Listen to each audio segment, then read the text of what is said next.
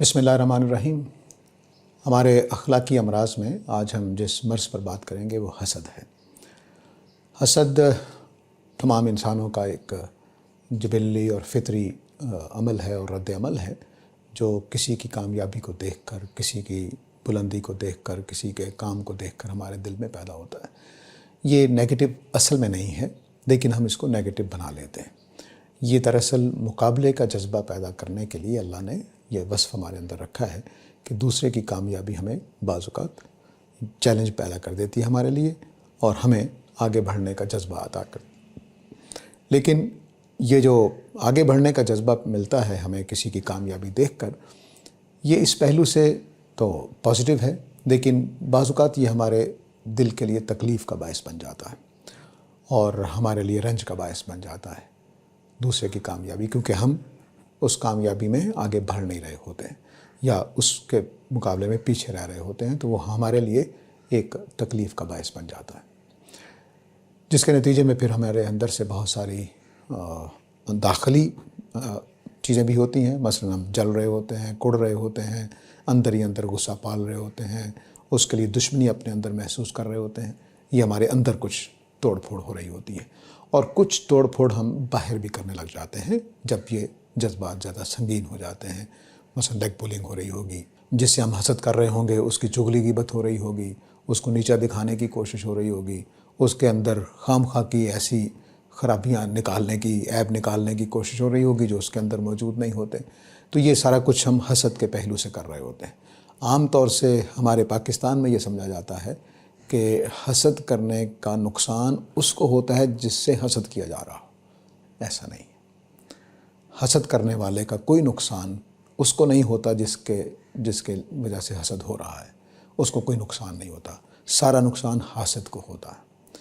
वो गुनाहगार भी हो रहा होता है और अपने अंदर कुड़ भी रहा होता है, अंदर ही अंदर घुटन महसूस कर रहा होता है, अंदर ही अंदर रंज और गुस्सा और गम महसूस कर रहा होता है। और जब वो अमल में आता है, कोई कामों के लिए लेग पुलिंग कर रहा होता है, चुगली कर रहा होता है, गीबत कर रहा होता है, उसको नीचा दिखाने की कोशिश कर रहा होता है, तो तब भी वो गुनाहगार हो रहा होता है। तो इस तरह जो चीज़ें हमारे वजूद का अंदर से हिस्सा बनती हैं वो फिर हमारे अमाल में भी ज़ाहिर होती हैं, तो उसी को नुकसान हो रहा होता है। दूसरे लोग उसको महसूस कर रहे होते हैं कि ये हसद कर रहा है, दूसरे लोग उसकी चुगली और गीबत सुनकर जान रहे होते हैं कि ये उसके साथ अच्छे मामलात करने को तैयार नहीं है। तो लोग भी जान रहे होते हैं, खुदा के यहाँ गुनाह भी हो रहा होता है और वो ख़ुद भी अपने अंदर ही अंदर अपना नुकसान कर रहा होता है, अपने जलन की वजह से, अपने गम और गुस्से की वजह से। तो हासिद दरअसल मरीज़ है।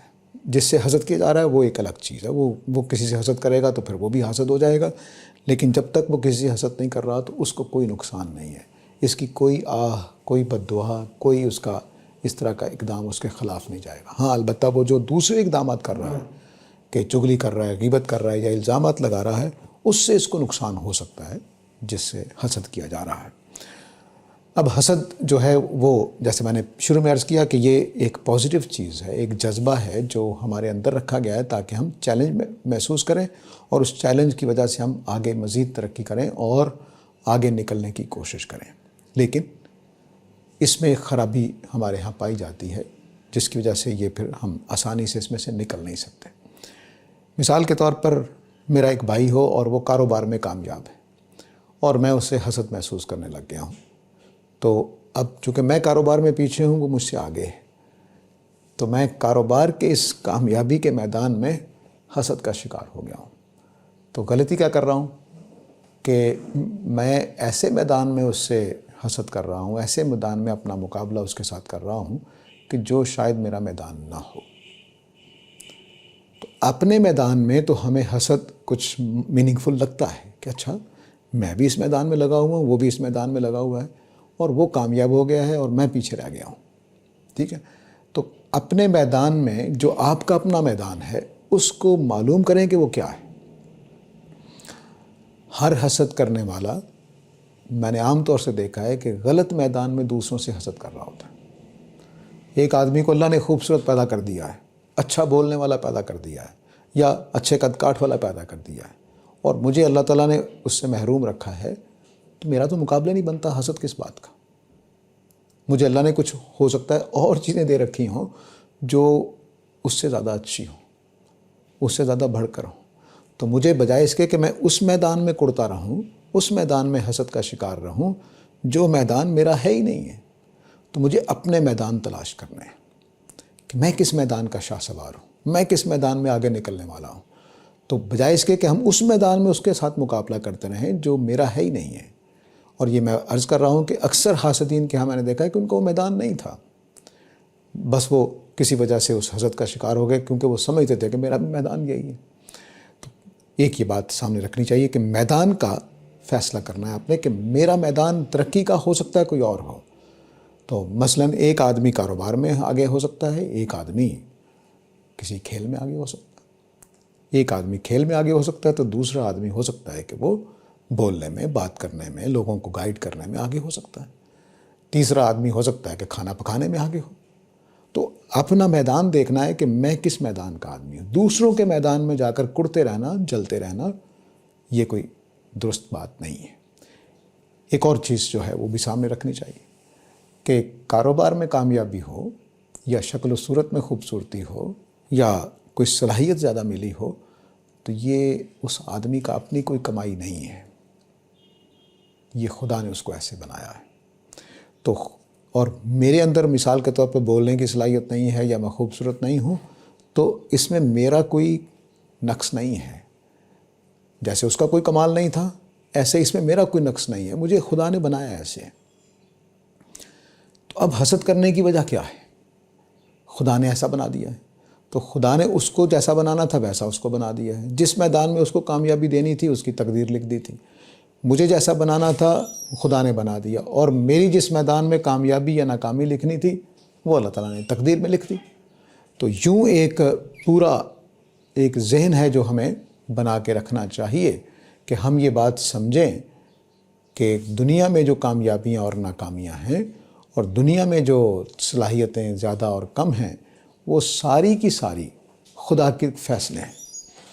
تو خدا کے فیصلے پر کڑنے کی بجائے، حسد کرنے کی بجائے، جلنے کی بجائے ہمیں یہ کام کرنا چاہیے کہ ہم ان کو قبول کریں۔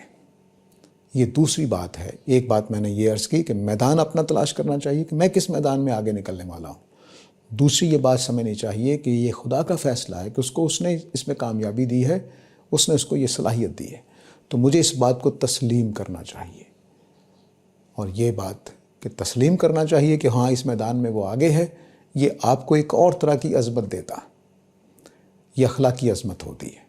جب ہم کسی کی بڑائی کو، کسی کی عظمت کو، کسی کے علم و فضل کو، کسی کے حسن و جمال کو تسلیم کرتے ہیں تو اس کا مطلب یہ ہوتا ہے کہ ہم حق پرست ہونے والے ہو گئے ہیں، ہم نے سچائیوں کو ماننا شروع کر دیا ہے۔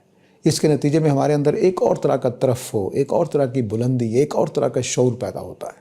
اس سے ہمارے ضمیر کو ایک تقویت ملتی ہے، اور ہمارا جو ضمیر ہے وہ دنیا کی سب سے قیمتی چیز ہے، اس کو کبھی بھی گنوانا نہیں چاہیے، اس کو کبھی بھی مارنا نہیں چاہیے، کیونکہ یہ ہمارا وہ گائیڈ ہے جو ہمیں ہر قدم پہ اخلاقیات کی طرف یا ہمارے اندر کے جو فطرت ہے اس کی طرف رہنمائی کرتا ہے۔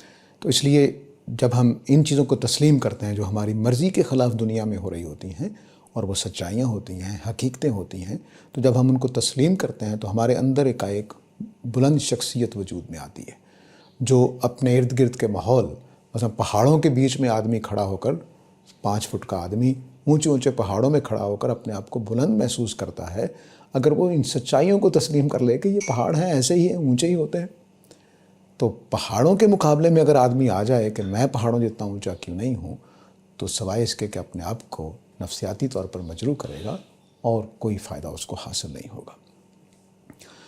تیسری بات جو چیز نوٹ رکھنی چاہیے حسد کے معاملے میں وہ یہ کہ اللہ تعالیٰ نے ہمیں ایک دوسرے کے لیے اسوہ بنایا ہے، آئینہ بنایا ہے۔ میں آپ کی کامیابیوں کو دیکھ کر آپ سے سبق سیکھتا ہوں، آپ میری کامیابیوں اور ناکامیوں کو دیکھ کر سبق سیکھتے ہیں۔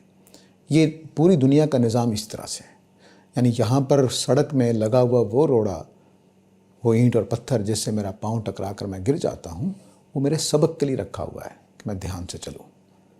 اسی طرح میرے ارد گرد جتنے لوگ ہیں، کامیاب یا ناکام، آگے بڑھے ہوئے یا پیچھے رہ گئے ہوئے، وہ میرے لیے سبق ہیں، وہ میرے لیے عبرت ہیں، وہ میرے لیے کامیابی کے راستے کے لیے نشانات ہیں کہ میں نے کیسے چلنا ہے، کن چیزوں سے بچنا ہے، کن چیزوں سے مجھے پرہیز کرنا ہے، کن چیزوں کو میں نے اپنانا ہے، کون سی اچھائیاں ہیں جو مجھے لینی ہے، کون سی خرابیاں ہیں جن کو مجھے چھوڑ دینا ہے۔ یہ کام اللہ تعالیٰ کر رہے ہوتے ہیں۔ تو میرا بھائی جو کامیاب ہو گیا، میں جو ناکام ہو گیا، میں اپنی عبرت بھائی کے لیے ہوں، وہ میری ناکامیوں سے سبق سیکھتا ہے، میں اپنی ناکامیوں سے سبق سیکھتا ہوں، اس کی کامیابیوں سے میں سبق سیکھتا ہوں۔ تو یوں سمجھ لیجئے کہ ہر آدمی میرے لیے ایک اسوہ ہے، میرے لیے ایک اسوہ ہے کہ میں نے اس میں سے کون سی چیزیں لینی ہے، کون سی چیزیں نہیں لینی ہے۔ تو اگر میں دنیا کو اس نظر سے دیکھنے لگ جاؤں تو ہر چیز یہاں کی، جیسے میں نے روڑے کی مثال دی کہ زمین میں پھنسا ہوا روڑا میرے لیے سمجھ کر چلنے کا سبق دیتا ہے، اسی طرح ہر شخص جو بھی دنیا میں موجود ہے وہ میرے لیے سبق کا باعث ہے، میرے لیے تعلیم کا باعث ہے۔ تو بجائے اس کے کہ میں اس کے حسد کا شکار ہوں، مجھے اس کو اپنی کتاب بنا لینا چاہیے کہ میں جس کو پڑھ کر اپنے لیے علم، اپنے لیے شعور، اپنے لیے رویے اور اپنے لیے اخلاقی اعمال کو سیکھ سکوں۔ یہ لازمی بات ہے۔ اگر ہم اس میدان میں اس اینگل سے نہیں جائیں گے تو ہمیشہ حسد کا شکار رہیں گے، اور حسد ہمارے لیے ہمیشہ نقصان کا باعث ہوتا ہے۔ حاسد کے لیے ہی نقصان کا باعث ہوتا ہے اور دوسروں کے لیے نقصان کا باعث نہیں ہوتا۔ تو اللہ تعالیٰ نے یہ جو دنیا اس طرح سے ڈیزائن کی ہے، اسی وجہ سے نبی کریم صلی اللہ علیہ وسلم کہا کرتے تھے کہ رشک کیا کرو۔ وہ جو میں پوری بات کر کے آ رہا ہوں کہ دوسروں کو سبق ہم نے بنانا ہے اپنے لیے، تو وہ نبی کریم صلی اللہ علیہ وسلم نے ایک لفظ میں بیان کر دیا اس کو کہ دوسروں سے رشک کرنا۔ مثال کے طور پر ایک آدمی نیک ہے، تہجد گزار ہے، تو بجائے اس کے کہ میں اس سے حسد کروں، مجھے بھی رشک کرنا چاہیے اور میں اس کی زندگی کی یہ جو خوبی ہے اپنے اندر پیدا کرنے کی کوشش کروں۔ میں بھی نمازی بن جاؤں، میں بھی سچا بن جاؤں، میں بھی محنت کرنے والا بن جاؤں، میں بھی اچھے رویے اختیار کرنے والا بن جاؤں، میں بھی ملنسار بن جاؤں۔ جہاں جہاں جس چیز سے مجھے حسد محسوس ہو رہا ہے اس کو میں رشک میں تبدیل کر دوں، اور رشک کرتے ہوئے کہ یہ بڑی اچھی بات ہے، میں بھی اس کو اختیار کرتا ہوں۔ تو یہ جو زندگی کا ہمارا پورا ایک نظام اللہ نے حسد کے تحت رکھا ہے، تو یہ بہت قیمتی چیز ہے۔ حسد بہت پازیٹیو، بہت زبردست قسم کا جذبہ ہے جو میری تعمیر کے لیے رکھا گیا ہے۔ اگر میں دوسروں کی کامیابی محسوس نہ کروں، اگر میں دوسروں کی اس طرح کی چیزوں کے لیے اپنے اندر تکلیف محسوس نہ کروں تو میں بے حس انسان کی طرح ہوں۔ مجھے دوسروں کی کامیابی، دوسروں کی ناکامی بالکل کوئی اثر نہیں ڈالے گی، چنانچہ نہ میرے لیے چیلنج بنے گا، نہ میرے لیے رشک کا باعث بنے گا، نہ میرے لیے آگے بڑھنے کا کوئی فضا پیدا ہوگی۔ تو یہ فضا پیدا کرنے کے لیے اللہ تعالیٰ نے حسد کا احساس میرے اندر رکھا ہے۔ نہایت قیمتی چیز ہے، اس کو اچھے طریقے سے استعمال کرنا چاہیے۔ تو یہ اپنے بارے میں یوں محسوس نہیں کرنا چاہیے کہ میرے اندر حسد پیدا ہو گیا تو میں شاید کوئی بیمار آدمی ہوں، نفسیاتی کمزور ہوں، ایسا نہیں ہے۔ یہ عین انسانی وصف ہے، عین فطری چیز ہے، اور یہ بہت قیمتی چیز ہے جو میرے اور آپ کے اندر وہ سارے جذبات جن کا میں نے ابھی ذکر کیا ہے، اور وہ ساری اصلاحات جو میں سیکھنا چاہتا ہوں اپنے ارد گرد کے لوگوں سے، وہ سارے اس کے لیے اللہ تعالیٰ نے یہ انتظام کر رکھا ہے۔ تو حسد کرنے کی بجائے رشک کرنا سیکھیں، اور رشک کرنے کا مطلب یہ ہے کہ ہم اپنے لیے ان تمام لوگوں کو جن سے ہمیں حسد محسوس ہو رہا ہے، ان کی کامیابیوں کو، ان کی ناکامیوں کو، ان کے رویوں کو، ان کے عمل کو اپنے لیے ایک اسوہ بنا کر اس طرح سے زندگی بسر کریں۔ حسد کے اندر ایک اور چیز رہنی چاہیے، وہ یہ کہ ہمیں جو نیگیٹو کاموں پہ ابھارتا ہے، چغلی، غیبت، لیگ پولنگ، اس طرح کی چیزوں پہ جب یہ ابھارتا ہے، تو اب اس کا مطلب ہے کہ ہم نے حسد کے اس جذبے سے شکست کھا لی ہے۔ ہم اس کو رشک میں تبدیل نہیں کر سکیں، یا ہم اس کے اندر سے اپنے لیے سبق کا یا چیلنج کا سامان نہیں پیدا کر سکیں، اس لیے ہم غلط حرکات پہ آ گئے۔ یہاں اب حاسد ناکام ہوا ہے اصل میں، کہ اس نے اپنے اندر کڑنا شروع کر دیا، غم کو اکٹھا، رنج اور غصہ اس کا جمع ہوتا چلا جا رہا ہے، اور اب وہ غلط اقدامات پہ اتر آیا ہے۔ تو اب حاسد ناکام ہو گیا ہے۔ اس سے پہلے کڑنے سے پہلے صرف اس کو رنج ہوا تھا، بس صرف اس کو تکلیف ہوئی تھی، بس تو یہ اس کو وہ رشک میں تبدیل کر سکتا تھا، اس کو اپنے لیے سبق کا ذریعہ بنا سکتا تھا۔ لیکن جب وہ کڑنے لگ گیا ہے، جلنے لگ گیا ہے اندر ہی اندر، اور راتوں کو اس کی نیند اڑ گئی ہے، یا اس نے اقدامات کرنے شروع کر دیے ہیں چغلی، غیبت کے، الزام لگانے کے، تو اب وہ ناکام ہو گیا ہے۔ اس ناکامی میں اب ہمارے پاس ایک راستہ رہ جاتا ہے کہ ہم اپنے پورے وجود کا جائزہ لیں، خدا سے توبہ کریں، اور جہاں جہاں چغلی غیبت کی ہے اس حوالے سے اس آدمی سے بھی معافی مانگیں، اور دوبارہ اثر نو اپنی دونوں تینوں باتوں کا جائزہ لیں۔ میری صلاحیتیں کیا ہیں، میرا میدان کیا ہے، میں کس میں آگے بڑھ سکتا ہوں، اور میں نے جو الزامات وغیرہ لگانے کے جذبے میں آ گیا ہوں تو کیا اس کی زندگی میں میرے لیے کوئی سبق ہے، عبرت ہے، کوئی کرنے کا سلیقہ، یا میں اس کو اپنے لیے رشک کا ذریعہ بنا سکوں، اپنے لیے چیلنج کا ذریعہ بنا سکوں اور اسی کے نقش قدم پر چل سکوں۔ یہ تینوں باتوں کا جائزہ لینے کے بعد توبہ کریں، خدا سے بھی اور اس بندے سے بھی اگر معافی مانگ سکیں۔ دیکھیے، معافی مانگنا ایک مشکل کام ہے، لیکن اگر آخرت پر نگاہ ہو، یقین ہو، تو یہ اتنا مشکل کام نہیں ہے۔ اور سچی بات ہے کہ شروع میں ایسا لگتا ہے کہ معافی مانگنے والوں کو لگتا ہے کہ ہم نے کوئی حقیر کام کیا ہے، چھوٹا کام کیا ہے، لیکن پھر ان کو عزت حاصل ہونا شروع ہو جاتی ہے۔ جیسا میں نے پہلے بھی عرض کیا کہ اپنے اوپر قابو پا کر ہم ایک ترفع محسوس کرتے ہیں، اسی طرح جب آدمی اپنے گناہوں کی، اپنی کوتاہیوں کی معافی مانگنے لگ جاتا ہے دوسروں سے اور اللہ سے بھی، تو اس کے اندر بھی ایک بلندی پیدا ہوتی ہے۔ کیوں؟